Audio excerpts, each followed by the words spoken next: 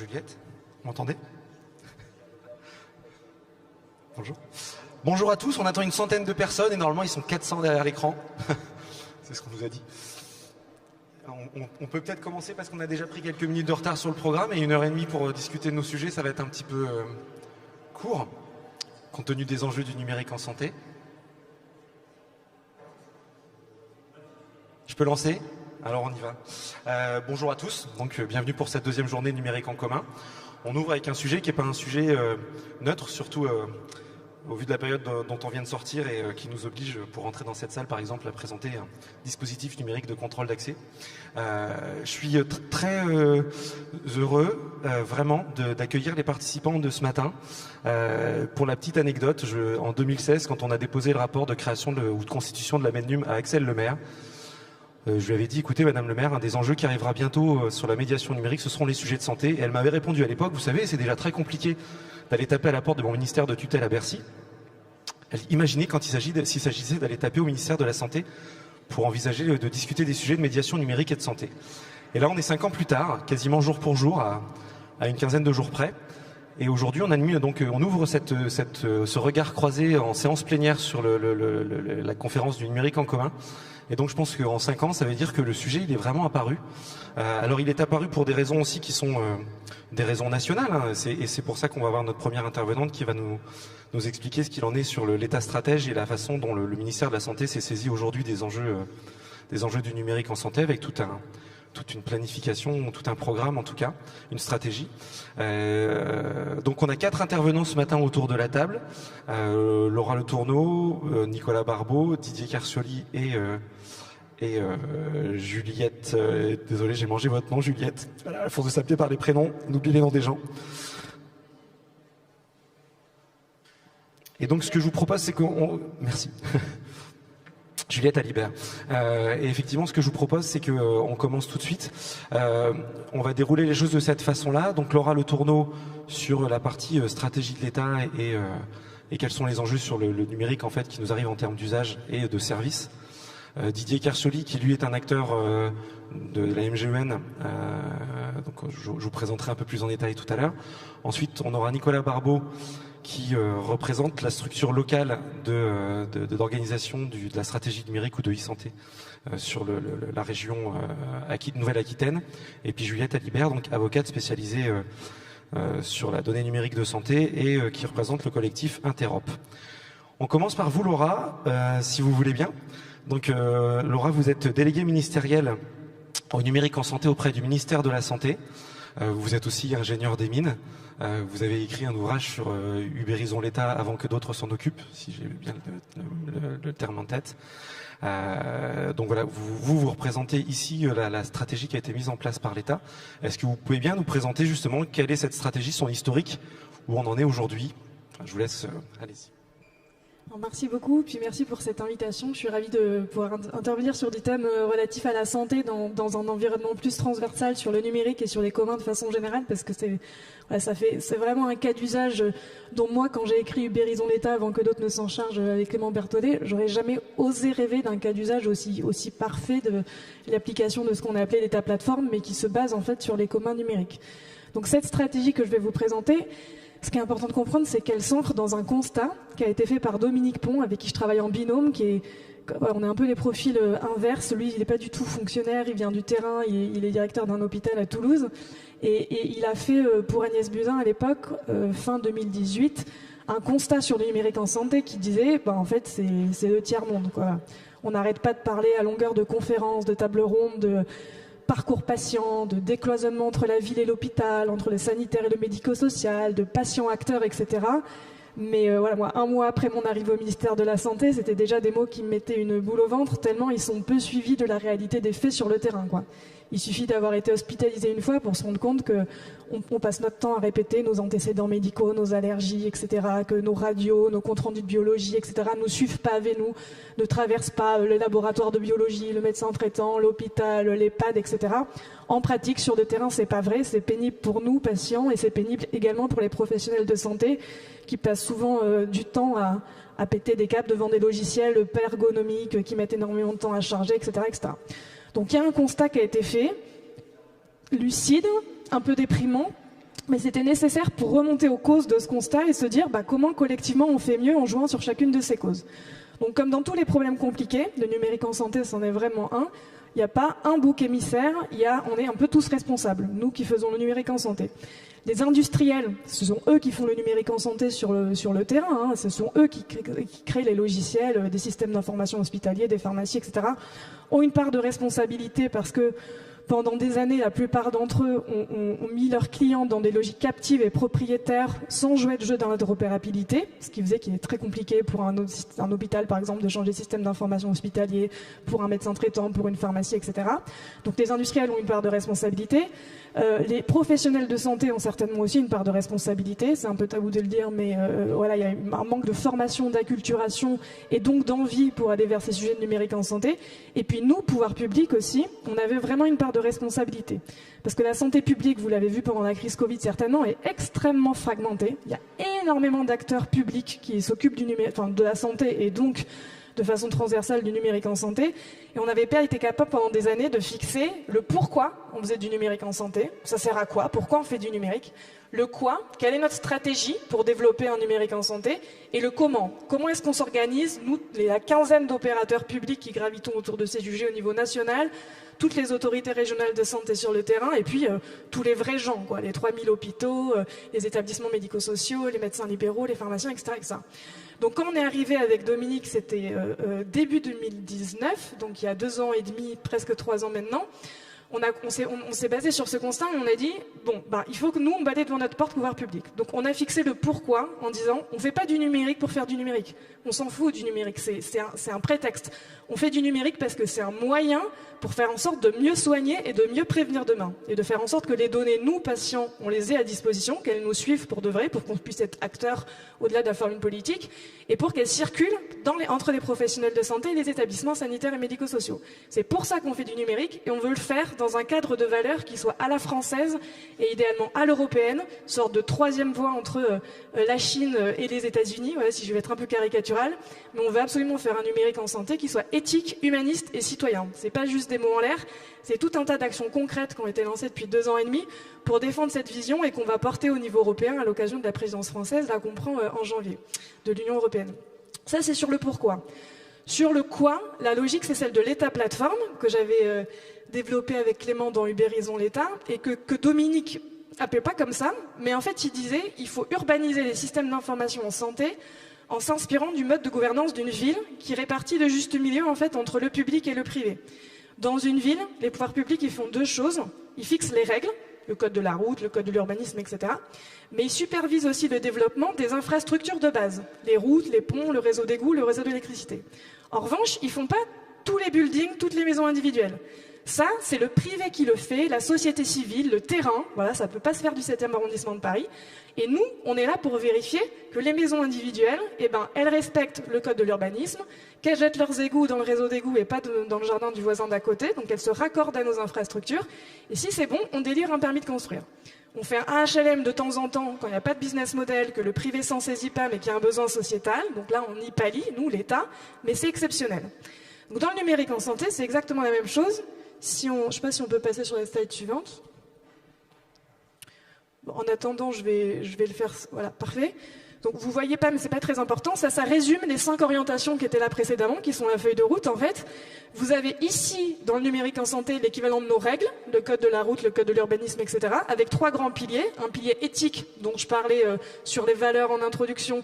Un pilier sécurité, dont vous avez beaucoup entendu parler avec toutes les cyberattaques sur les hôpitaux, qui est absolument clé. Et un pilier interopérabilité, pour que les données circulent. Puis là, c'est un schéma d'urbanisation informatique, je ne vous développe pas, mais en fait, c'est des trucs techniques. Derrière, c'est des moyens d'identification électronique, des annuaires, etc. Au-dessus, vous avez nos infrastructures, l'équivalent de nos routes, nos ponts, etc. Donc c'est vraiment nos communs numériques, tout ça, c'est ni plus ni moins ça. Donc vous avez le tristement fameux DMP, dossier médical partagé, sur lequel on pourra revenir, un agenda partagé, une messagerie sécurisée pour échanger ses données avec son médecin autrement que par Gmail ou par WhatsApp. C'est quand même fou. On écrit avec à notre banque par des moyens sécurisés, mais quand il s'agit d'envoyer une prescription... Aujourd'hui, c'est sur Gmail, c'est quand même pas normal. Donc vous avez la plateforme d'État, en fait c'est des fondations de la maison, l'équivalent de nos règles et de nos infrastructures. Ensuite, vous avez 3 grandes plateformes visibles pour les citoyens et les professionnels de santé, 2 plateformes de services numériques sur lesquelles je reviendrai après parce que ça va être trop long.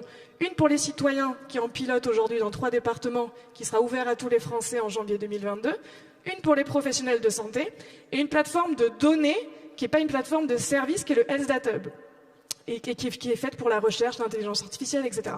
Et puis vous avez dans l'orientation 5 tout un tas de leviers d'action, parce que le numérique en santé, c'est pas que des sujets techniques.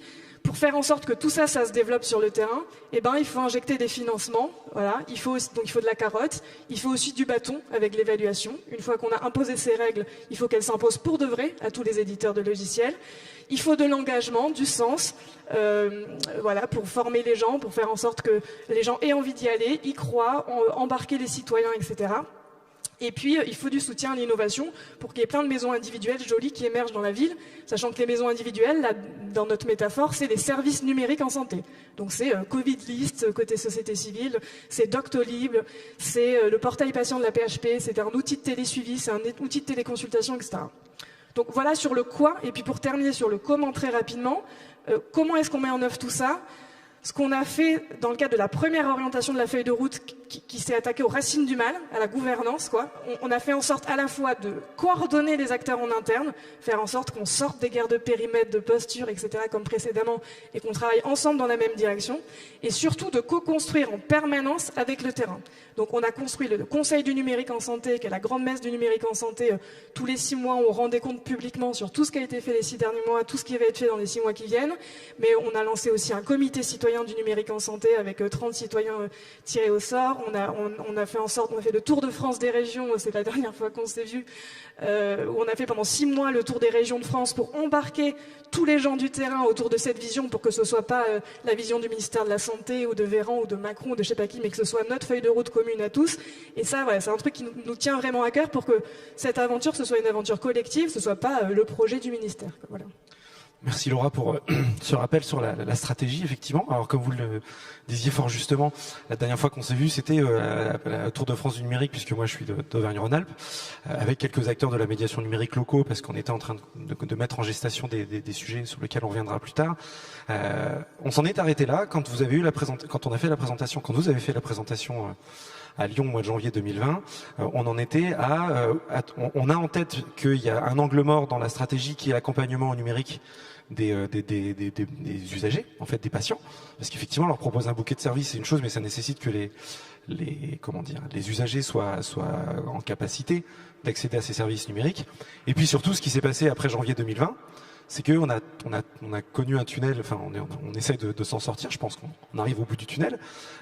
Et il s'est passé quoi sur la stratégie pendant ce temps-là ? On a vu émerger des nouvelles applications, etc. Comment ça s'articule avec la stratégie, tous anti-Covid, Vérif, etc. Est-ce que SIDEP, SIVAC, voilà. Et puis surtout, quelles sont les perspectives après cette période Covid ? Donc première question, qu'est-ce qui s'est passé pendant la période Covid ?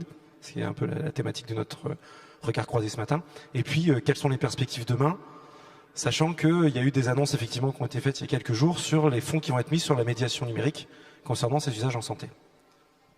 Ça peut durer 3 heures la réponse. Donc, je vais essayer de faire en 5 minutes. Donc le Covid arrive, on est début 2020. La feuille de route elle a été lancée en avril 2019, donc il y a un peu moins d'1 an. Donc le Covid arrive et il y a une immense frustration de la part des pouvoirs publics, de nous, mais de tout le monde. On se dit, putain, mais pourquoi cette pandémie est pas arrivée 2 ans après, où on aurait eu une messagerie sécurisée pour faire le contact tracing autrement que par téléphone, pour échanger avec le citoyen en direct de façon beaucoup plus efficace. On aurait eu des outils de téléconsultation déployés au lieu de le faire en 2 semaines complètement à l'arrache pour les établissements et les professionnels de santé, etc. Donc, très sincèrement, ça fait qu'1 an que la feuille de route est lancée. On n'a même pas fini le Tour de France. Enfin, voilà, donc on n'arrête pas de se dire mince. Et à la fois, si on veut voir le verre à moitié plein, il y a plein de choses positives qui se sont passées sur le numérique en santé. Il y a d'une part une explosion des usages. Sur la téléconsultation, le nombre de téléconsultations a explosé. L'usage a fait x5 côté professionnel de santé, x3 côté citoyen, et surtout avec des taux de satisfaction de près de 80% de cet outil-là qui avant faisait vachement peur. On s'est dit, dans certains cas, en fait, ça peut quand même franchement rendre service. Il y a des projets qui paraissent plus techniques aussi, mais qui sont clés pour l'interopérabilité et la sécurité, comme ProSanté Connect.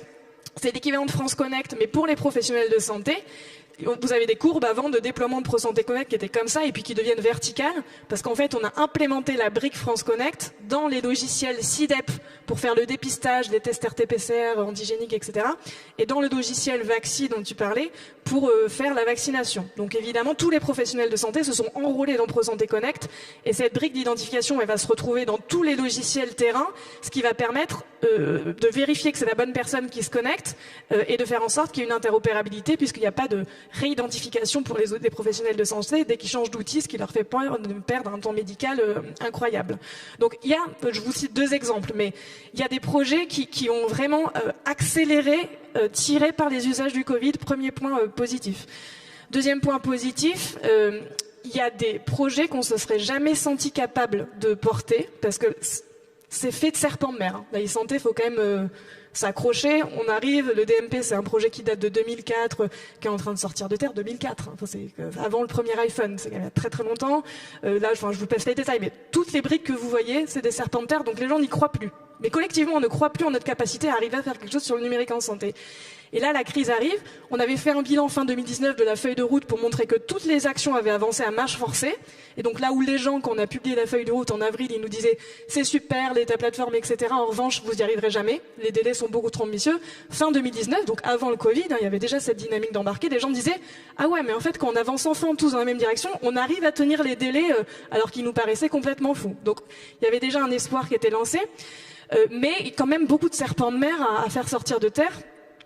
Dont le DMP dont je parlais, et là on se retrouve au milieu de la première vague où on se dit en fait si on ne crée pas un système d'information qui est capable de collecter de façon exhaustive, temps réel et automatique tous les tests RT-PCR des 4500 laboratoires de biologie médicale, alors on va continuer de suivre l'épidémie de façon artisanale comme beaucoup d'autres pays aujourd'hui encore, hein, je le dis, avec des remontées Excel des laboratoires hebdomadaires. Donc autant vous dire que c'est pas du tout, voilà, ça permet pas un suivi en temps réel de l'épidémie pertinent. Et on va pas pouvoir déclencher le contact tracing aussi rapidement de ce qu'on voudrait. Donc on a dû créer en 3 semaines un entrepôt de données qui s'appelle SIDEP, Système d'information de dépistage, qui permet de remonter de façon exhaustive, temps réel et automatique, tous les RT-PCR des 4500 laboratoires de France, là où ça faisait 15 ans qu'on n'arrivait pas à le faire sur le DMP, et 8 ans qu'on essayait de le faire sur d'autres maladies infectieuses qui le nécessitaient aussi, comme la dengue et le chikungunya, sans succès. On a réussi à le faire parce qu'on a activé 3 leviers qu'on n'active jamais hors crise, qu'on est en train de répliquer maintenant hors crise en se disant pourquoi on attend les crises pour être intelligent et se libérer des contraintes un peu administratives, bureaucratiques, etc. Et on l'a fait en 3 semaines. Donc ça a vachement redonné confiance en tout l'écosystème parce que on n'a pas fait tout seul. On l'a fait main dans la main avec les biologistes et main dans la main avec leurs éditeurs de logiciels. Donc voilà, maintenant on a un sentiment commun d'avoir réussi un succès. Donc ça, c'est le deuxième point positif si on veut vers le verre à moitié plein du Covid sur le numérique en santé. Le troisième point, c'est qu'avant, pour déployer cette feuille de route, on le faisait à budget constant. On s'était dit avec Dominique, il y a tellement d'inefficacité partout qu'on va se débrouiller, tant pis, on va libérer des marges de budget sur certains projets, puis ça nous permettra d'avancer.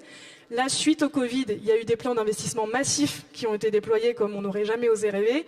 Vous avez eu le Ségur de la santé, c'est 2 milliards d'euros d'investissement. Juste, faut se rendre compte des chiffres, 2 milliards, c'est énorme. Avant, on n'osait même pas parler en centaines de millions. Là, d'un coup, c'est 2 milliards d'euros d'investissement qui ont été débloqués en juin 2020 pour faire en sorte de développer cette plateforme d'État encore plus rapidement et surtout de la déployer sur le terrain. Parce que ce qui est compliqué, c'est de déployer toutes ces briques ensuite sur le terrain. Et puis, il y a un plan qui a été annoncé lundi, là, à Station F, pas que sur les fondations de la maison, qui permettent de rattraper le retard sur le partage fluide et sécurisé des données de santé. Donc c'est super, on dématérialise les radios, les comptes rendus de bio, on fait en sorte que nous, patients, on les ait, qu'elles circulent parmi notre équipe de soins. Mais c'est pas rocket science, quoi. On n'est pas en train de parler d'intelligence artificielle pour détecter des nouveaux cancers, etc. Donc c'est indispensable qu'on passe pas notre temps à rattraper le retard, mais qu'on se projette dans l'avenir aussi.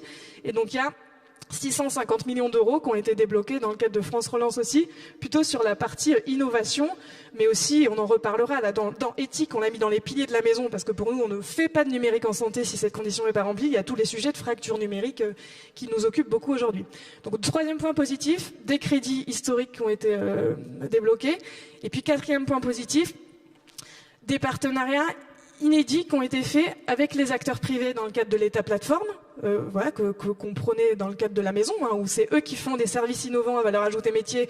Et nous, on vérifie que ces services numériques, ils sont conformes à nos règles, et donc éthiques, interopérables, sécurisés, et qui se raccordent à nos communs numériques. Ça a été fait. Mais ça a été fait donc avec les acteurs privés classiquement, entre guillemets, dans le cadre de l'État plateforme, mais aussi avec la société civile, qui, si on peut passer sur la slide suivante. Hop. La société civile qui a développé tout un tas d'innovations que vous avez vu passer, que ce soit Covid Tracker, Vitmados, Covid List, etc. Et en gros, la maison feuille de route habituelle, elle s'est transformée pendant le Covid en cette maison-là. Vous voyez CIDEP et vaccin Covid qu'on a développé en des temps records là, que je mets dans les fondations de la maison, sur le dépistage et sur la vaccination. Mais vous avez aussi tout ce qu'a développé l'écosystème externe, c'est ce qui est en violet. Donc vous retrouvez le pass sanitaire qu'on a dû faire nous, c'était un peu en HLM, hein, le pass sanitaire et tous anti-Covid, dans ma métaphore de tout à l'heure, il fallait une application unique, etc. Donc ça a été fait par les pouvoirs publics. Mais il y a eu plein de partenariats qui ont été réalisés aussi avec des acteurs externes, Vitmados, les services de prise de rendez-vous en ligne pour la vaccination, et puis côté société civile, Covid-10, briser la chaîne, etc. Donc, peut-être pour conclure sur eux, ils nous ont apporté tout un tas de trucs.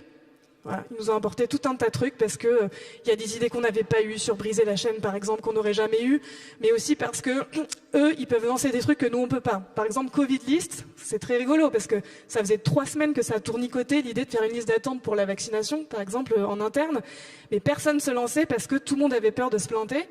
Et Covid List, ils ont dit, en fait, on a lancé une liste, on n'a même pas checké du tout est-ce que c'était conforme au RGPD, etc. Et surtout, on a permis aux gens de s'inscrire. On savait pas du tout comment on allait leur donner des créneaux de rendez-vous derrière.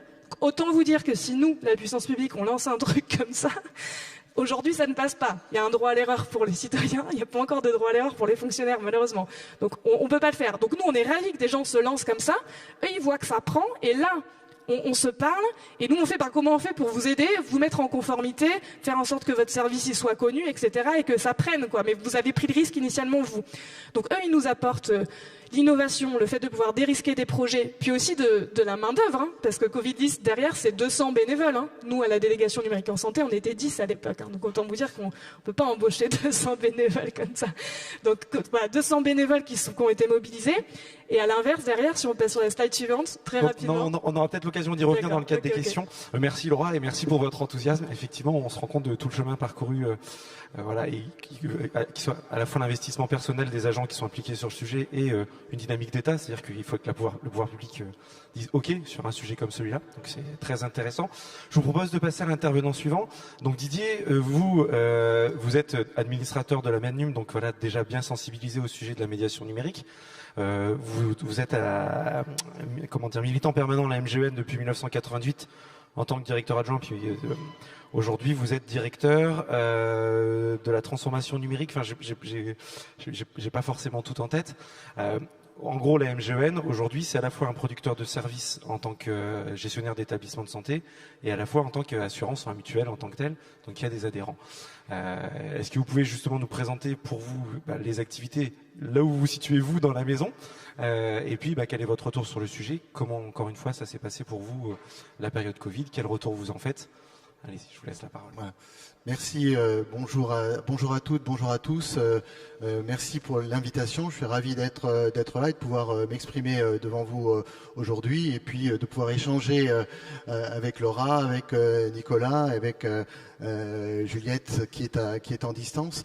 Voilà, d'abord quelques mots sur juste la MGEN pour dire c'est effectivement on est un acteur global de santé. Quand je dis ça, c'est un acteur global aussi bien sur la partie mission de service public puisqu'on gère la partie sécurité sociale des fonctionnaires de l'État, éducation nationale, jeunesse et culture, jeunesse et sport notamment, et environnement et territoire.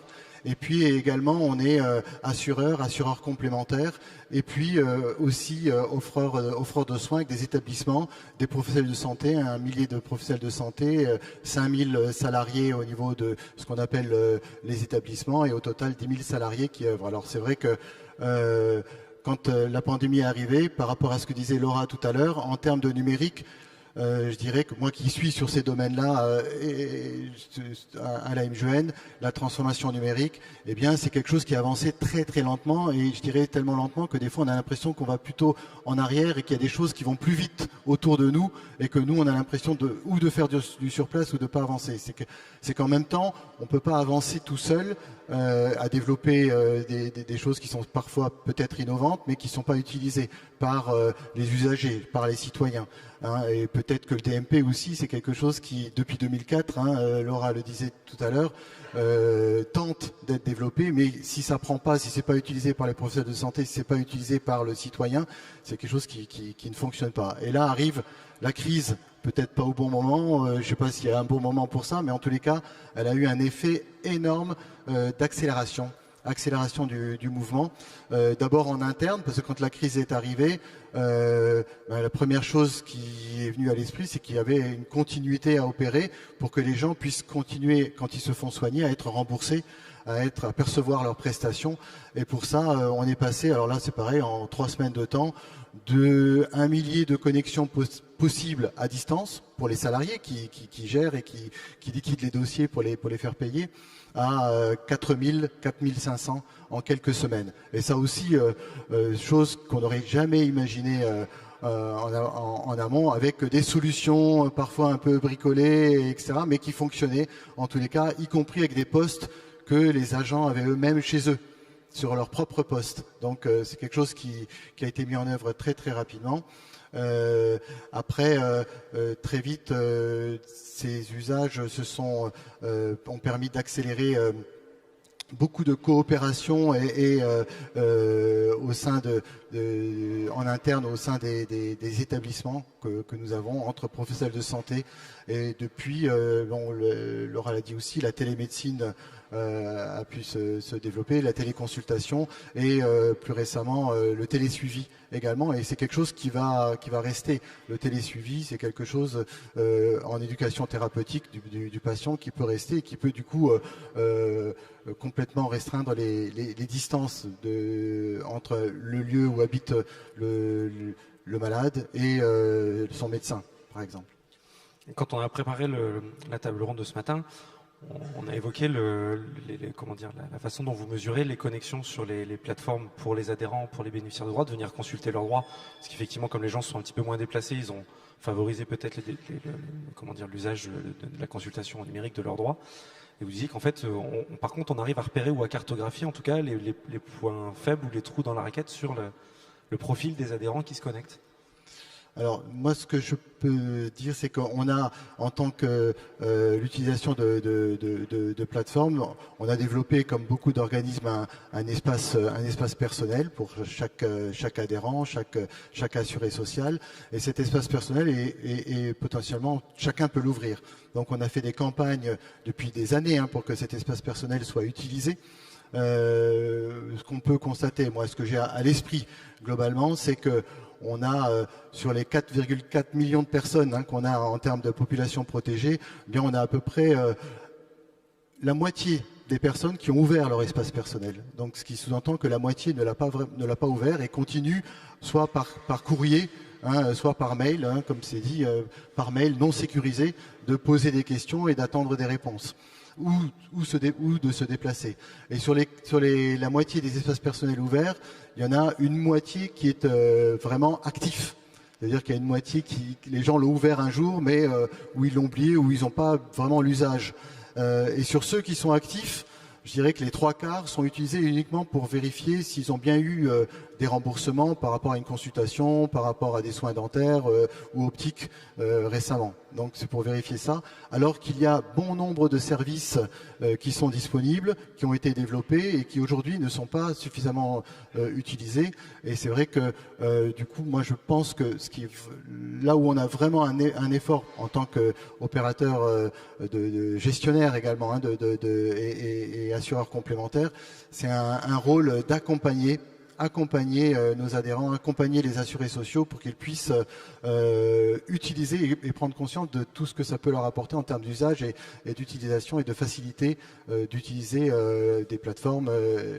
Et c'est pour ça que quand avant arrivé mon espace santé, notamment, et puis un peu plus tard, mais très peu de temps après, l'application carte vitale dématérialisée. Je pense qu'il y aura un effort d'accompagnement important, très important à réaliser pour être sûr que ça fonctionne. Et dans ce cadre-là, on s'est placé déjà comme partenaire de l'assurance maladie pour développer Mon Espace Santé avec, eh bien, en interne, on a développé un réseau de responsables locaux sur le numérique, la manière de faire avec ce qu'on a appelé nous en interne des ambassadeurs du numérique qui sont là et qui se préparent à avoir toute cette matière et de pouvoir la véhiculer déjà en interne pour qu'elle soit comprise en interne et qu'elle elle-même puisse servir après sur les lieux où on reçoit les agences, mais aussi dans nos courriers, dans nos échanges avec nos assurés sociaux et les adhérents pour qu'ils puissent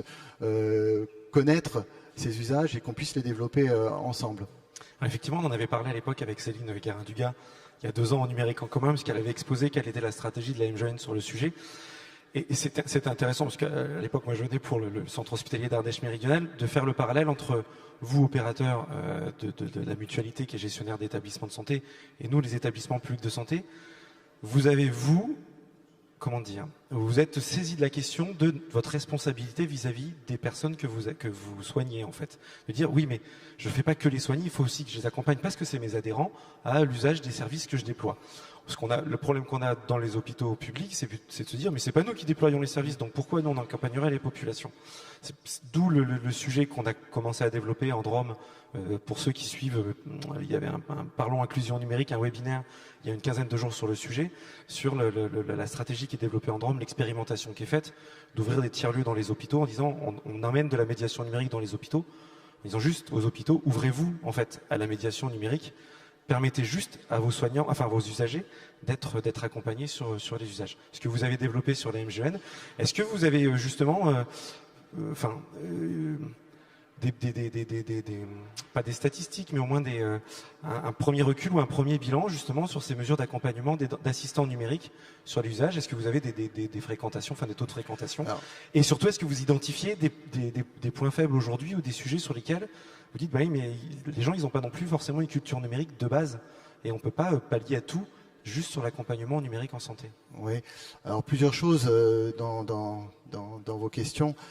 Déjà, sur les professionnels de santé et nos établissements, ils sont ouverts à tous les assurés sociaux. Donc là, on n'a pas simplement nos adhérents, on a tous les assurés sociaux. Et c'est vrai que en termes de santé même, ces usages, la crise a fait que ces usages se sont développés en matière d'utilisation du numérique et ça a été un formidable accélérateur, y compris dans ce que disait Laura tout à l'heure, c'est l'innovation et la créativité. Et le fait là où il fallait peut-être beaucoup de levée de barrières administratives, de contraintes, ça va beaucoup plus vite. Et du coup, ça motive à avoir d'autres idées de créativité. Alors, il ne faut pas faire tout et n'importe quoi. Même quand on dit on fait les choses sans filet, il y a quand même un filet, mais les mailles sont un peu plus larges, on va dire. Et on continue à voir comment on peut sécuriser, parce que c'est extrêmement important, cette protection des données. On est sur des données tellement sensibles qui sont des données de santé qu'on ne peut pas laisser la place à une erreur ou à des fuites en la matière. Après, je disais sur alors il y a la crise qui nous a empêchés d'être sur le terrain, et ce n'est que maintenant, avec justement ce réseau qui a maintenant 3 ans, qu'on va sur le terrain expérimenter. Alors ce qui est très important aussi, parce qu'il faut que même en interne, on puisse le prouver et le montrer et faire en sorte qu'on prouve qu'il y a une plus-value extrêmement importante en la matière, c'est d'expérimenter, de mesurer et d'évaluer le fait de pouvoir détecter par exemple des personnes dont l'usage du numérique, ils en sont loin, et de pouvoir faire en sorte qu'on les accompagne. Alors c'est pas forcément nous, parce que nous, notre métier, c'est pas le numérique, c'est la santé, mais de faire en sorte qu'on s'appuie sur des acteurs, vous qui êtes dans la salle, des acteurs de terrain, dans le cadre de nos missions, nos valeurs, parce qu'on est une mutuelle, donc une mutuelle avec des valeurs de solidarité, de non-lucrativité, de démocratie, de liberté, de créativité, et on souhaite, avec ces valeurs mutualistes, les croiser en termes de valeurs numériques, éthiques, responsables, humaines, pour pouvoir croiser tout ça et de faire en sorte qu'on apporte un mieux-être, un mieux-vivre aux citoyens. On ne va pas remplacer un humain par un écran. Je suis tout à fait d'accord avec le sujet. Merci beaucoup. Nicolas Barbeau, vous êtes chargé du développement pour le grade de Nouvelle-Aquitaine. Alors je vais vous laisser nous expliquer ce que c'est qu'un grade, parce que c'est en articulation avec la stratégie que nous a présenté Laura Le Tourneau, pour expliquer un petit peu l'histoire de notre rencontre à nous par téléphone il y a une semaine. Nous, sur Auvergne-Rhône-Alpes, on a aussi un grade qui s'appelle le GCS Sarah, qui déploie un bouquet de services, etc., avec lequel on a commencé à travailler sur le projet Hôpital Tiers-Lieu, en disant il y a des services qui sont proposés sur le territoire, à nous d'accompagner les citoyens sur la sensibilisation à ces outils, comment ils peuvent revendiquer, eux, que leurs professionnels de santé utilisent ces outils et pourquoi. Voilà.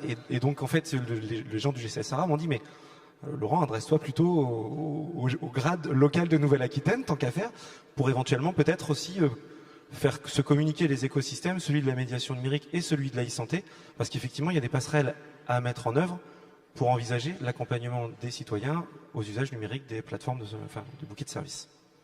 C'est ça. Et merci déjà, et comme mes collègues, ravi d'être parmi vous en tant qu'acteur local effectivement de la e-santé, et puis pour vous présenter notre rôle et nos missions pour ceux qui ne nous connaissent pas encore. Donc Nicolas Barbeau, je suis le responsable moi, de l'agence de Poitiers au GIP ESEA. Alors ESEA comme e-santé en action, souvent on nous décrit comme l'opérateur e-santé préférentiel de l'agence régionale de santé. Alors comme ça a été évoqué, effectivement on est l'un des 17 grades, donc groupement d'appui au développement de la e-santé. L'un des 17 grades au niveau national. Donc on est là pour accompagner, nous, les acteurs de santé au sens large. Donc ça peut être des professionnels de santé libéraux, les médecins, les kinés, les infirmiers, mais aussi tout ce qui est structure, les centres hospitaliers, les EHPAD, structures sociales, médico-sociales. Donc accompagner tous ces acteurs-là dans le développement de la e-santé numérique et de ses usages. Donc ce qui est important aussi, la notion d'usage. Alors quelques services phares, mais on les a vus sur la maison. Donc c'est l'accompagnement des services au déploiement et aux usages des services socles, la messagerie sécurisée de santé, de la sensibilisation sur le DMP en collaboration avec l'assurance maladie, mon espace santé là qui va arriver avec beaucoup de sensibilisation, le relais du national nous sur le terrain de ce service-là. Et puis des services e-parcours que certains connaissent peut-être, Paco Globule, donc en Nouvelle-Aquitaine, donc qui est l'outil de parcours, et puis l'accompagnement de la télésanté aussi sur le territoire, donc qui est un pan aussi important de notre activité. Sur la période de Covid, qu'est-ce que vous avez constaté ? Est-ce que vous avez eu ici en Nouvelle-Aquitaine les mêmes constats que ce qu'on a fait sur d'autres territoires, en l'occurrence comme en Auvergne-Rhône-Alpes, sur l'utilisation des outils ? Et quels sont les freins éventuellement que vous avez identifiés, ou quelles sont les limites qu'on a identifiées côté usage par les particuliers ou les patients ? Alors c'est vrai qu'on a nous construit le GIP ESEA en fait sur un ancrage de proximité et un accompagnement de proximité auprès des professionnels de santé. Donc on est répartis sur le territoire. L'agence de Poitiers, on est une vingtaine de personnes, mais par exemple sur la Charente, on a 3 chargés d'accompagnement qui sont missionnés pour accompagner les acteurs de santé. Donc on a renforcé il y a peu justement avec le programme Ségur pour accompagner les services socles sur le terrain et avoir cet accompagnement de proximité. Donc du jour au lendemain, on est passé de début 2020 à quasiment tout présentiel à tout distanciel. Donc un accompagnement qui était forcément beaucoup plus complexe. Nous déjà en interne, on s'est organisé pour essayer de mettre en place des cellules d'appui pour répondre aux demandes urgentes de déploiement que les professionnels de santé pouvaient avoir. Et puis on a mis en place de nouvelles méthodes, méthodes de déploiement pour continuer justement cet accompagnement des professionnels de santé. Avant, on faisait beaucoup d'animations territoire, de clubs utilisateurs en présentiel justement pour développer cet usage-là. Là maintenant, on est plus sur des formats webinaires il y en a aussi au niveau national et que nous on organise. Mais c'est vrai que c'est un format intéressant qui est court, qui permet d'être suivi par les professionnels de santé sans forcément perdre une demi-journée pour se déplacer sur un événement. Donc c'est quand même quelque chose d'intéressant pour eux, même si on a cette logique quand même de présentiel qui revient et ce besoin de présentiel qui revient. Sur la partie vraiment usage, donc comme ça a été évoqué tout à l'heure, il y a un boom des usages liés au Covid sur certains outils. Sur la messagerie sécurisée, nous on a vu au-delà effectivement des flux, on a vu de nouveaux usages apparaître. On a été sollicité rapidement pour certains usages, notamment accompagner les plateformes territoriales d'appui pour l'accompagnement des plateformes, des patients Covid. Donc avec la mise en place notamment de messagerie sécurisée, leur installer la messagerie sécurisée, installer des formulaires dans notre outil parcours. Donc voilà, de nouveaux usages sur cette partie-là. Et puis sur la messagerie sécurisée aussi, on a rapidement été sollicité. Il y a une recommandation HAS qui est sortie, qui préconisait justement aux femmes enceintes, dans le cadre de leur suivi grossesse, de ne plus le faire au centre hospitalier, mais de le faire via les sages-femmes libérales en ville. Donc on a été rapidement sollicité par l'Agence régionale de santé pour équiper très rapidement les sages-femmes libérales, les maternités en messagerie sécurisée, justement pour faire ce lien-là. Donc des nouveaux usages qui sont apparus. Et c'est ce qu'on évoquait tout à l'heure, c'est pas du numérique pour le numérique, c'est vraiment partir d'un usage et adapter, mettre un outil en face d'un usage, mettre du numérique, parce que l'outil c'est pas voilà, mettre du numérique en face d'un usage. Ça c'est important, je pense, cette question d'usage et de proximité auprès des professionnels de santé. Et bien sûr le boom des téléconsultations. Alors même si nous on est plus sur de l'accompagnement du conseil, c'est les éditeurs qui sont sur la partie téléconsultation. Quelques chiffres en Nouvelle-Aquitaine, c'est les chiffres de l'assurance maladie. C'est vrai qu'on est parti de part de téléconsultation de quasi nul à environ 25% en avril 2020. Donc en gros, un quart des consultations étaient une téléconsultation en Nouvelle-Aquitaine en avril 2020. Donc même si ça effectivement tend maintenant à rebaisser, on voit quand même que cet usage-là s'installe. Il n'a pas forcément la même part qu'on pouvait l'avoir en avril 2020, mais c'est des choses qui s'installent, et la crise du Covid a permis justement de développer ces usages de télémédecine. C'est l'usage le plus flagrant. Ce qui est intéressant, c'est que en fait, vous parlez avec la même sémantique que celle du réseau de la médiation numérique. C'est ça qui est intéressant, et c'est cet enjeu-là, à mon échelle à moi, ou en tout cas de ce dont on discute avec les acteurs du réseau, qu'il faut avoir en tête, c'est la question de nos hybridations en fait. C'est-à-dire que vous êtes sur une partie développement, bouquet de services, usage, alors plus à destination des professionnels de la santé, là où le réseau de la médiation numérique est plutôt sur l'accompagnement des usages côté patient. Or, on voit bien que petit à petit, on va se retrouver avec les mêmes outils, et du coup, on a besoin de développer une culture commune entre les professionnels de la santé et les usagers de l'autre côté, avec la question de la formation des professionnels de santé sur l'accompagnement des gens qui viennent au bureau des entrées, qu'on leur dise oui mais attention, votre donnée de santé, voilà ce qu'elle va devenir, voilà les outils qui sont à votre disposition pour la maîtriser, voilà les enjeux auxquels il faut que vous soyez sensibilisés. Et inversement aussi dans le réseau de la médiation numérique, de dire quand les gens viennent en disant moi j'ai besoin d'ouvrir mon espace numérique de santé, que le réseau de la médiation numérique soit sensibilisé aux enjeux de l'e-santé, les outils qui sont existants, et comment on leur dit effectivement, comme vous disiez tout à l'heure Laura, demandez à votre médecin de ne pas utiliser une adresse Gmail pour vous envoyer une ordonnance ou pour communiquer avec lui.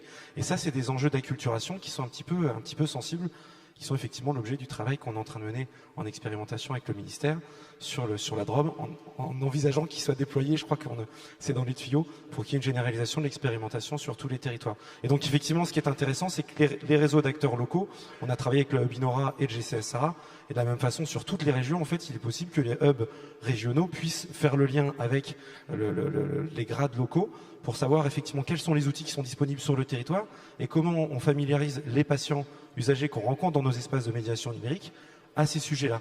Et y compris leur dire c'est quoi les enjeux derrière la téléconsultation, qui n'est pas une panacée en elle-même, mais par contre qui permet d'avoir un accès facilité à certaines spécialités, etc. Mais avec certaines limites et avec certaines précautions qu'il faut prendre. Et justement, la question de l'enjeu, de la souveraineté, de la donnée de santé, du numérique, c'est tout le sujet de Juliette. Vous, Juliette, vous êtes une avocate déjà, maître, bonjour. Votre spécialisée sur la question des données de santé, et puis surtout avocate du collectif Interop. Donc je vous laisse présenter vous personnellement, et puis les actions du collectif Interop, si vous voulez bien, parce qu'effectivement, ça va faire un contrepoint ou croiser un regard par rapport à la stratégie qu'on voit, c'est-à-dire que l'État stratège, l'État plateforme, c'est une très bonne initiative, surtout si ça s'appuie à la base sur le citoyen, mais il y a aussi le citoyen et comment lui, vis-à-vis de son administration, il peut se positionner et défendre ses droits. Allez-y. Bonjour, merci pour cette invitation à Numérique en commun.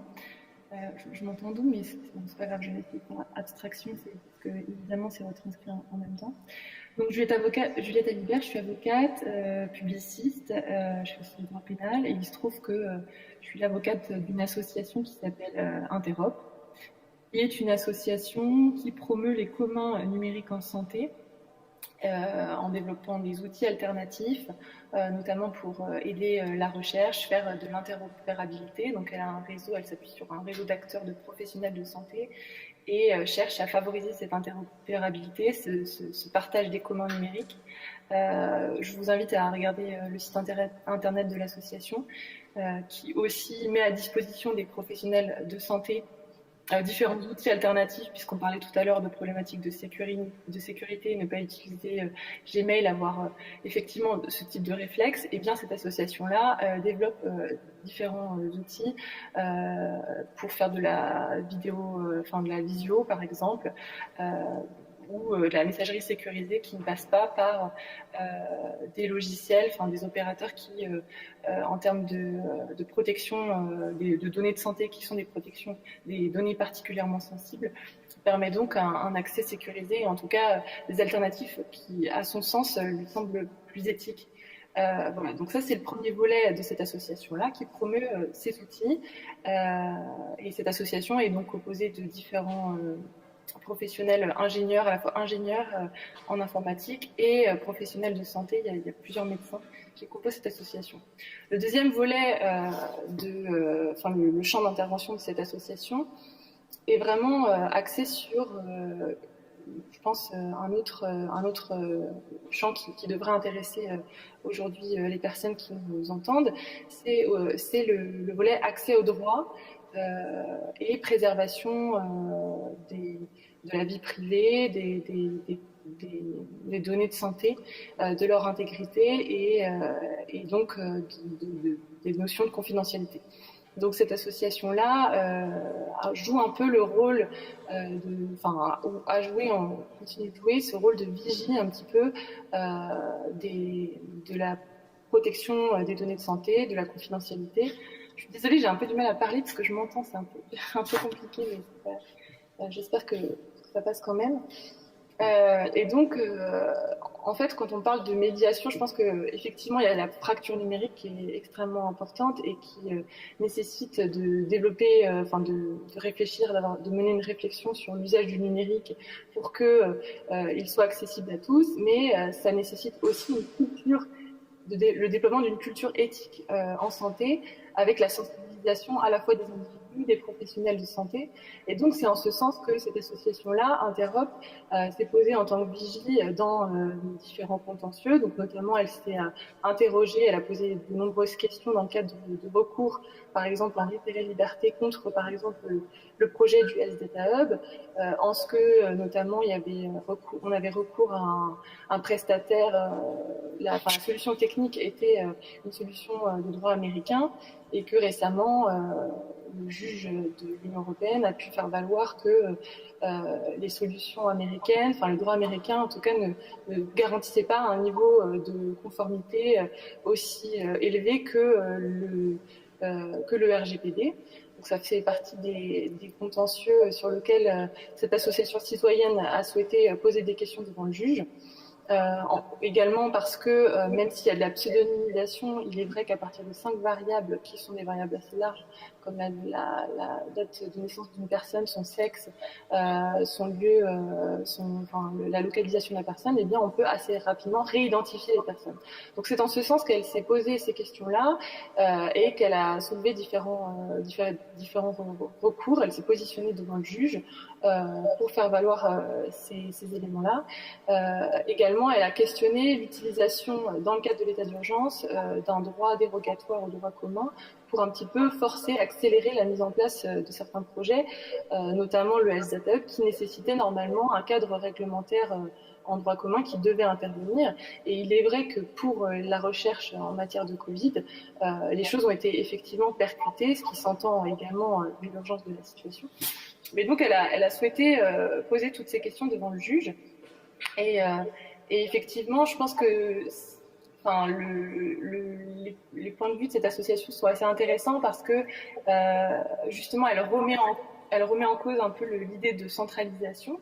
Elle pense que, Interop promeut plutôt une approche décentralisée en faisant travailler différents acteurs, notamment les hôpitaux, les collectivités territoriales, des acteurs privés, y compris de la société civile, pour justement permettre plutôt un réseau un réseau d'acteurs qui font le traitement de l'intelligence artificielle et du numérique en santé, mais qui soient au plus proche de la personne. L'idée étant de construire plutôt des AMAP de santé en matière de santé plutôt qu'un... Vous m'entendez ? Oui, on vous entend, mais derrière vous, voilà, c'était résolu. Plutôt qu'une hypercentralisation, parce que ce qu'elle soulève, c'est qu'un des risques de l'hypercentralisation, c'est dès lors qu'on a une faille de sécurité, eh bien, on peut avoir une fuite massive de données vers l'extérieur.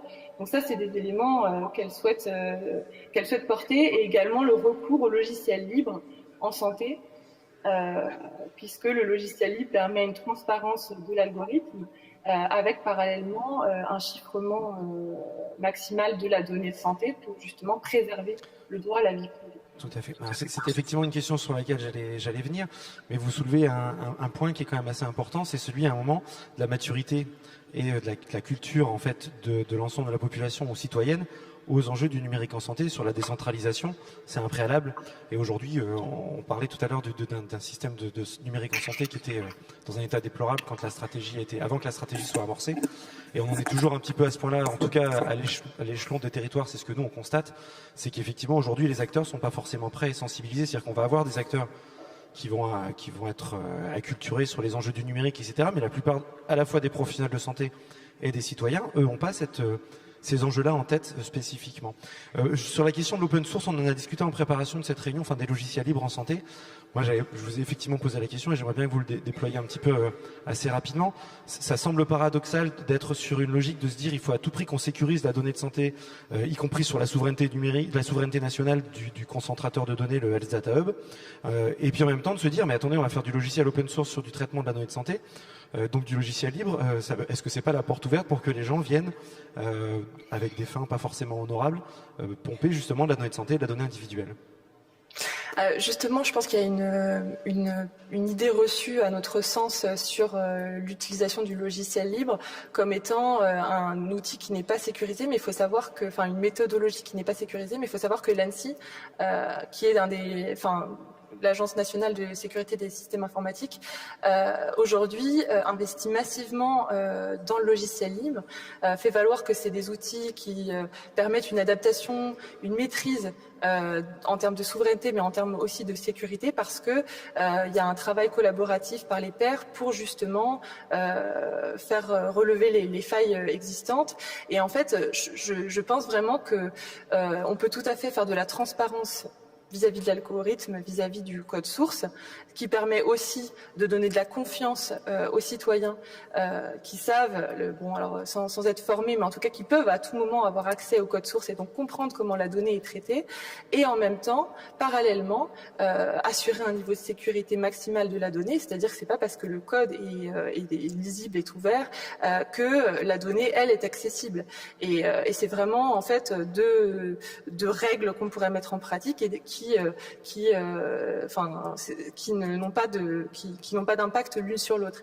Et j'ai pu lire, par exemple, dans l'appel à projet pour outiller la médiation numérique, que l'ANCT, justement, promouvait aujourd'hui dans le cadre du plan une licence ouverte 2.0 avec l'utilisation de logiciels libres.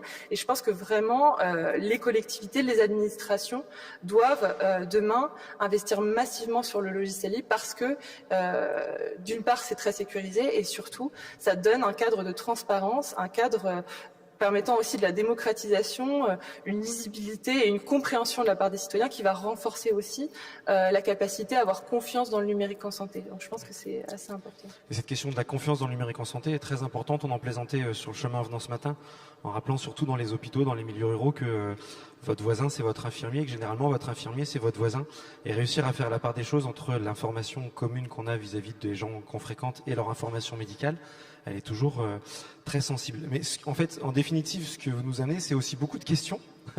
C'est-à-dire que ce matin, on se rend compte qu'effectivement la stratégie, et ce que vous disiez sur l'ANSSI, etc., la validation des codes des logiciels libres, montre qu'effectivement la question de la règle commune qui est définie par la stratégie, elle est quand même assez pertinente. Ceci dit, ça ne résout pas toutes les problématiques et toutes les questions, y compris les questions éthiques, même s'il y a cette volonté-là de la part de l'État de mettre l'éthique comme pilier fondamental sur sa stratégie. Et bon, donc on s'attend à ce que les citoyens, effectivement, se saisissent des sujets et puissent les porter pour s'assurer de l'équilibre du droit et du respect des libertés individuelles. Du coup, je vous remercie tous vraiment pour vos interventions. On va passer aux questions de la salle parce que je pense que moi j'en ai, mais je suis pas le seul. Et du coup, si vous avez des questions à poser aux interlocuteurs, est-ce que voilà, allez-y.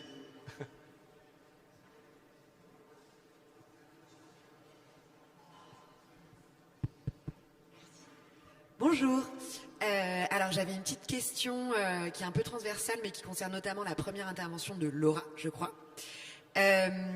En fait, moi, j'ai un gros questionnement concernant ces questions d'acculturation des praticiens de santé et de mise en place de plateformes, sachant que j'ai la sensation que depuis très longtemps, le problème principal de l'hôpital public, il est énorme, il est basique, il est en termes de budget, de nombre de médecins, qui a beaucoup de problèmes à traiter à la source.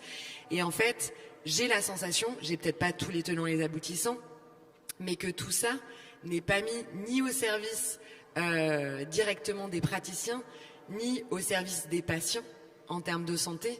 Et donc, moi, c'est très compliqué pour moi de comprendre comment 2 milliards ont pu être injectés à cet endroit-là, alors qu'aujourd'hui, il y a des soignants qui n'en peuvent plus, les patients, je parle de l'hôpital public, qui sont parfois malmenés, même souvent, à cause des conditions de travail. Donc, j'ai du mal à comprendre le delta entre les deux. Merci. Ça sort un peu de mon périmètre, mais juste pour dire que l'axe numérique dans le Ségur, c'est le 5e axe, et qu'avant, il y en a 4 autres qui sont sur les revalorisations salariales, etc., où il y a eu des crédits historiques qui ont été débloqués. C'est pas mon rôle de les commenter, mais en tout cas, le premier axe, c'est un axe RH, le deuxième axe, c'est un axe managérial, etc., pour traiter justement ce problème de fond. Ce qui est vrai, c'est qu'avec le numérique, en fait, et c'est un peu ce que tu disais aussi, Nicolas, en fait, on tire plein de sujets qui sont pas du tout numériques. Quand nous, on se dit, bon, il faut de la coordination entre la ville et l'hôpital, donc on va faire le projet e-parcours, en réalité, ok, on met un outil à disposition, mais en réalité, il n'y a pas suffisamment de formation et d'acculturation il n'y a pas de communauté de professionnels de santé qui se connaissent suffisamment pour travailler ensemble in fine. Donc nous, on met un outil numérique et puis ensuite on essaie de créer l'usage. Et en réalité, il faudrait partir de l'inverse et donc adapter la formation des professionnels de santé, etc. Néanmoins, ça permet quand même un peu de prendre le sujet par le sujet numérique, de mettre un petit peu un coup de pied dans la fourmilière et de tirer le sujet de la transformation du système de santé de façon bien plus large. Typiquement, mon espace santé, pourquoi on y croit beaucoup? Pas parce que c'est un outil numérique. Franchement, on s'en fiche. Au fond, ça pourrait être du papier, ce serait pareil. Mais le but, c'est vraiment de redonner les clés du camion aux citoyens pour lui dire maintenant, c'est pas qu'une formule politique, tu peux être acteur de sa santé. Parce que là, tu as ton dossier médical avec toi, pour une fois. Voilà, t'as pas galéré quand tu es malade chronique ou quoi, c'est insupportable. Aller chercher tout ton dossier médical pour demain avoir un deuxième avis, par exemple. Voilà. Aujourd'hui, c'est pas possible parce qu'on n'a pas nos données à disposition. Et ça tire le sujet du patient acteur qui est bien plus large que le sujet numérique. Et peut-être juste sur le sujet de la formation des professionnels de santé qui est clé. Il y a le sujet de la formation des citoyens dont on a parlé, qui est en train d'être expérimenté en Drôme et qui sera généralisé à tous les Français avec le programme ambassadeur Mon Espace Santé, là, avec la NCT, les hubs numériques, etc. Donc il y a ce sujet-là qui est majeur. Moi j'étais à l'ARCEP avant sur des sujets infrastructures, il y a des sujets acculturation des citoyens qui est majeur et on en est au début et dans la santé encore plus que dans les impôts, j'ai envie de dire dans la santé, si on ne traite pas ce sujet de fracture numérique alors que les gens qui en ont le plus besoin sont a priori les mêmes, ça serait scandaleux. Mais en tout cas pour les professionnels de santé, il y a pour le coup 81 millions qui ont été débloqués dans le cadre des nuages de la maison là, que je décrivais tout à l'heure sur le sujet de la formation des professionnels de santé au numérique et de l'acculturation aussi aux enjeux plus généraux. Aujourd'hui, il y a peu de professionnels de santé qui utilisent Gmail pour envoyer la prescription aux patients. Nous, on est presque à leur dire bravo parce qu'au moins ils sont sensibilisés et puis ils envoient la donnée de façon numérique. Mais là, il faut passer au step d'après de dire non, en fait, Gmail, c'est pas possible. On vous met à disposition une messagerie sécurisée, utilisez-la, quoi. Peut-être juste pour compléter avec les formations des professionnels de santé, effectivement c'est un enjeu fort. Nous en tant qu'acteur local, on peut effectivement intervenir sur cette partie-là. Et au-delà des animations territoriales qu'on peut mener avec cette proximité, on travaille beaucoup avec les structures coordonnées, comme les CPTS par exemple, qui nous permettent, nous, d'avoir des relais sur le terrain et puis de former les professionnels de santé beaucoup plus en masse que des petits clubs utilisateurs qu'on peut faire également. Mais voilà, on a un fort enjeu aussi là-dessus. Nous, on est relais du national sur cette formation et cette sensibilisation aussi des professionnels de santé sur le terrain. Oui, là-dessus aussi, je voulais intervenir pour un peu répondre et compléter aussi les réponses. C'est que je suis tout à fait d'accord, c'est un sujet d'acculturation générale, de sensibilisation de tous les acteurs en même temps. Ce que je disais à un moment donné, c'est que si on a de bonnes idées et qu'on n'est que quelques-uns à les mettre en œuvre, et si c'est pas utilisé, on est à côté de l'objectif final et on n'avance pas sur le sujet. Par exemple, ce que je pourrais dire, c'est que dans les transformations, dans le cas de la crise sanitaire, il y a bien eu, bien sûr, on faisait l'état de contact tracing, Covid-1, Covid-2, et puis la campagne Aller Vert de l'assurance maladie, qui a fait que alors MGN était partenaire entièrement de l'assurance maladie là-dessus. Des bénévoles au sein de la MGN ont pris leur téléphone, ont téléphoné aux personnes âgées de plus de 80 ans qui n'étaient pas vaccinées pour pouvoir, pour ces personnes-là, prendre des rendez-vous pour que dans les centres de vaccination pour qu'ils puissent se faire vacciner. Et ça, c'est bien une transformation des métiers, une transformation aussi des acteurs dans le rôle qu'ils ont à jouer. C'est quelque chose qu'on pourra utiliser par la suite. Avant, on n'aurait jamais imaginé autre chose qu'un courrier ou qu'une bande-annonce à la télévision, comme on le voit pour les antibiotiques ou les génériques ou le mal de dos. Et là, c'est vraiment une façon d'approcher différemment le patient et de l'accompagner. Alors, comme il y a la fracture numérique, c'est une façon de faire, c'est une façon de pouvoir faire à leur place et de les aider, de les accompagner. Mais demain, en espérant réduire, grâce à vous tous, cette fracture, cette distanciation numérique, de faire en sorte que ça fasse partie des usages. Alors moi j'ai une petite question autour des professionnels de santé. Depuis tout à l'heure on parle des professionnels de santé comme si c'était une entité unique et il n'y a pas vraiment de typologie. Or il y a derrière des réalités différentes. Et donc ma question est de savoir si justement il y a une offre de service qui est faite à chacun en fonction de différentes typologies. Et la question en creux, c'est est-ce qu'une médiation numérique du coup doit être adaptée à la fois pour chacune de ces typologies de professionnels et en face pour les usagers qui du coup ont des usages différents à travers ces différents parcours qui s'offrent à eux. Peut-être du coup j'en profite, comme il y a encore 2 autres questions, est-ce que vous pouvez privilégier les réponses plutôt courtes parce qu'il nous reste une dizaine de minutes. Merci. Juste un mot rapide pour dire que dans le cadre du Ségur, on a des task force par professionnel de santé justement. Donc il y a les pharmaciens, les médecins de ville, les hôpitaux, les EHPAD, les personnes handicapées, etc., les kinés. Enfin il y a une 25 task force en réalité, parce qu'effectivement il y a des trucs communs, mais il y a des spécificités à chaque métier. Et même chose côté ESEA, on a vraiment une offre de service globale, mais après le chargé d'accompagnement qui se déplace auprès du professionnel de santé s'adapte vraiment à l'utilisation du numérique. C'est pas on dépose un outil et on s'en va, c'est vraiment on regarde un petit peu l'usage et on s'adapte vraiment à l'usage, même s'il y a les services socles qui sont là et l'utilisation des services socles, il y a une utilisation après derrière, une adaptation à l'usage des professionnels de santé. Oui, bonjour. J'avais une question d'un ordre un peu plus général qui m'est venue en vous écoutant, notamment Laura, où vous nous avez expliqué qu'il y avait des valeurs cardinales qui semblaient guider le travail de l'État dans la définition du numérique en santé. Vous avez cité éthique, humaniste et citoyen. Et j'ai rapproché ça avec une autre information que j'ai lue la semaine dernière dans la presse, où l'État semble avoir changé un peu d'orientation en laissant tomber l'objectif d'un numérique souverain pour un numérique de confiance. Et si j'ai bien compris, le numérique de confiance, le numérique souverain, c'est on essaye de trouver notre propre solution pour trouver un chemin entre en gros les outils chinois et les outils américains. Et finalement, le constat semble être que même au niveau européen, nous ne sommes pas a priori capables de le faire. Et que du coup, on va vers un numérique de confiance où on va travailler avec Google et Microsoft avec un cahier des charges qui garantirait Et la question qui me vient, c'est comment c'est compatible de se dire on va travailler avec Google et Microsoft d'un côté et nos valeurs cardinales, c'est éthique, humanisme et citoyen. On a souvent cette question. Moi, c'est une stratégie interministérielle qui me déparge bien largement. Et voilà, moi, ce que je peux vous dire, c'est que mon espace santé, qui sera lancé à tous les Français en début 2022, il est hébergé et géré en France et qu'on est en train de travailler en ce moment avec l'ANSSI pour ouvrir tout ce qu'on peut ouvrir en termes de code. Donc, en tout cas, sur les projets de mon périmètre, on fait en sorte, parce que ça nous tient à cœur, d'être sur cette dynamique-là. Sur les sujets, sur le pilier éthique, là, de façon générale, il y a le sujet de la souveraineté des données et le cloud hyper polémique, etc. Serpent de mer également. Enfin, je reviens pas dessus. Nous, ce qui est sûr, c'est que pour mon espace santé, c'est hébergé en France, etc. Que par ailleurs, on fera de l'open source. Ce qui est top, si on veut aussi voir les trucs positifs, c'est que là, on a été un peu pionnier en France sur ce pilier-là. Quand on l'a sorti, honnêtement, on nous disait, mais vous êtes des bisounours, tout le monde s'en fout de l'éthique. Pourquoi vous ne prenez pas que l'interopérabilité et la sécurité? Avec Dominique, ça nous tenait à cœur. Donc on a vraiment essayé d'en faire en sorte d'avancer sur des sujets super vastes, celui que vous mentionnez, mais aussi le sujet, par exemple, de l'impact écologique du numérique en santé. On a créé un éco-score qui permet d'évaluer l'impact écologique de chaque outil numérique pour mettre de la transparence et pour derrière le réduire. On a fait en sorte de travailler sur les bonnes pratiques en termes d'éthics by design en intelligence artificielle parce que ça explose dans la santé et c'est clé de traiter tous les sujets de responsabilité médicale, de biais, etc.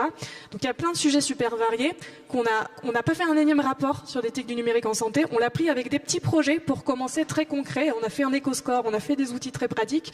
Et là, ce qui est super, c'est que comme on prend la présidence française de l'Union européenne de janvier à juin 2022, c'est tournant, donc c'est tous les 24 ans, je sais pas combien, faut pas se rater le créneau. Nous, on compte bien porter tout ça au niveau européen pour faire en sorte que ces valeurs-là, ce soit pas que nos valeurs en France, mais ce soit les valeurs de tous les autres États membres et que derrière, on puisse influencer aussi au niveau international. Et ça a déjà commencé à être le cas avec un partenariat que je vous détaille pas, mais une association américaine, on a réussi à leur imposer nos normes d'éthique pour certifier les systèmes d'information hospitaliers. Donc c'est possible. Quand on y met de la volonté, on peut aussi peser avec nos propres valeurs, y compris auprès d'associations internationales, souvent américaines en l'occurrence. Non, justement, Juliette, j'allais dire que comme vous êtes en visio, n'hésitez pas à lever la main si vous voulez prendre la parole, parce que sinon on vous voit pas. Donc très bien.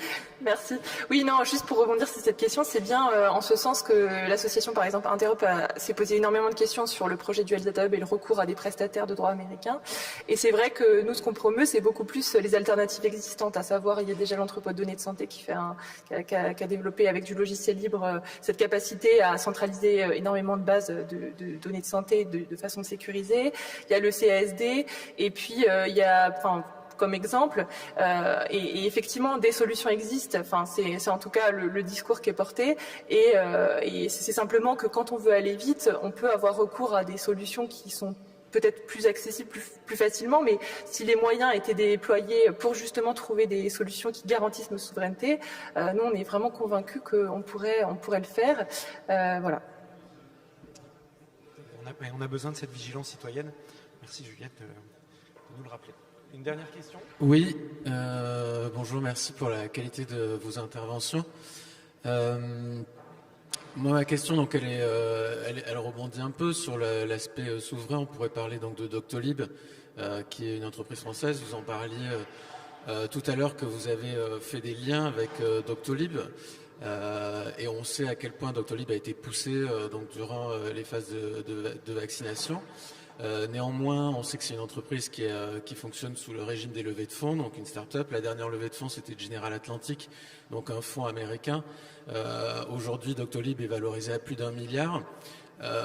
Comment on garantit, donc on connaît la suite c'est soit un rachat, soit un passage sur des marchés publics, peut-être américains, français, on n'en sait rien.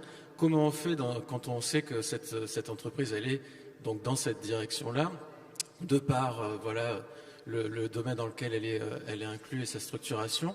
Comment on fait pour la suite pour conserver potentiellement ces données en France si demain Doctolib se fait racheter par un fonds, une entreprise qui est à l'étranger? Comment on fait pour assurer finalement une pérennité de ces données sur le territoire Très bonne question.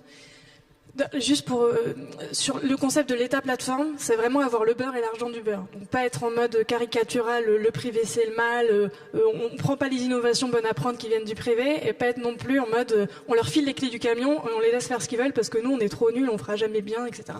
Donc là, l'État plateforme, typiquement Doctolib, mais aussi, j'insiste, parce qu'on s'est vraiment battu pour que ce soit le cas, Keldoc et Maya, il y a d'autres acteurs dans l'accord cadre de l'équipement des centres de vaccination. Il y a un accord cadre qui dit vous équipez les centres de vaccination à condition de respecter toutes les fondations de la maison, donc d'être éthique, interopérable, sécurisé, etc. Et on le vérifie de près. Et aujourd'hui, on fait en sorte, nous, de conditionner tous les financements publics qu'on distribue et de mettre dans la loi qu'il est obligatoire de respecter toutes les fondations de la maison. Donc, on encourage les innovations qui viennent du privé, de la société civile, etc., du terrain. En revanche, si et seulement si, ça se raccorde à l'État plateforme. Parce que ça veut dire que, dans ce cas, c'est interopérable, c'est sécurisé et c'est éthique. Ça, c'est sur la logique d'État plateforme de façon générale. En plus de ça, c'est un peu paradoxal parce que à la fois on râle parce qu'on se dit mince, on n'a pas d'alternative française et européenne pour avoir un cloud souverain, ou en tout cas il y a des débats sur la question. Et puis le jour où on a un champion français ou européen, on a envie aussi de les soutenir pour que demain on ait des alternatives aux GAFAM et aux BATX. Donc on est un peu dans cette conjonction paradoxale.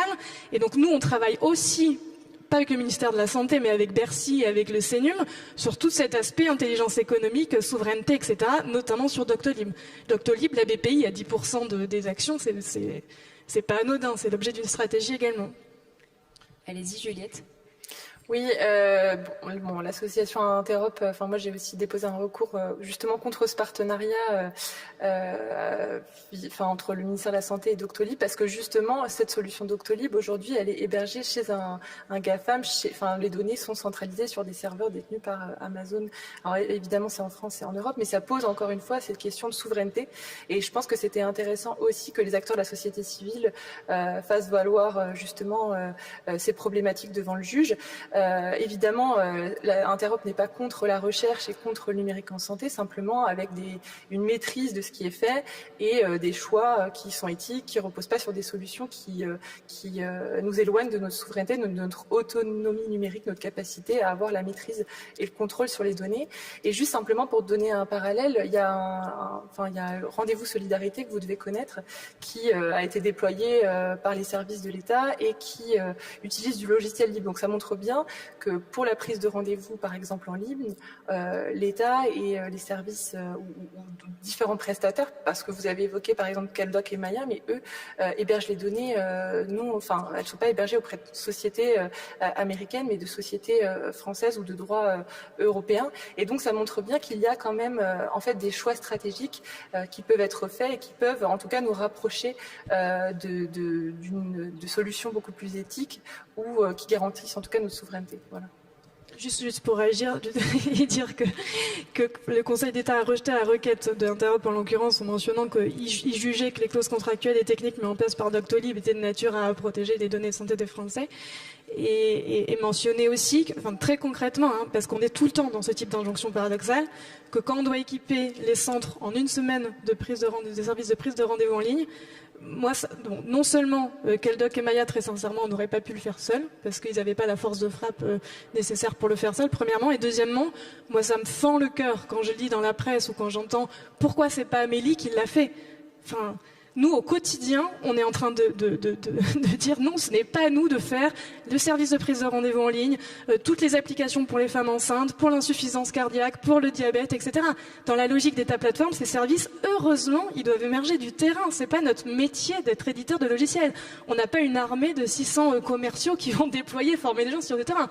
Notre métier, c'est de mettre de l'innovation, faire en sorte qu'ils émergent et qu'ils émergent dans ce cadre qui respecte les fondations de la maison, éthique, interopérabilité, sécurité, avec un sujet, mais il y en a plein d'autres, il n'y a pas que l'hébergement des données. Vous avez vu dans la maison, il y a plein de briques.